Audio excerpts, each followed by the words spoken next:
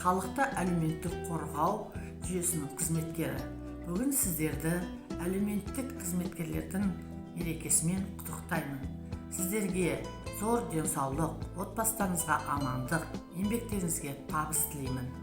Еліміз аман, жұртымыз тыныш болсын деп тілек білдіремін.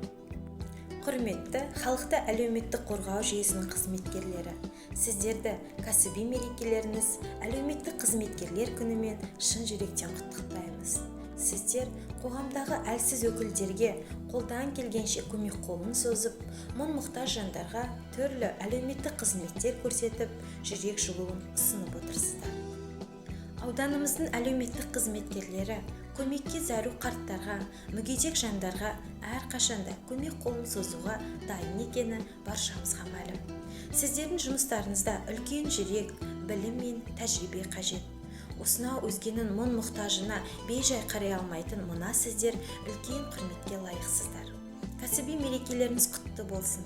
Дендеріңізге саулық, жұмыстарыңызда табыс, отбасыларыңызға құт береке мен амандық тілейміз.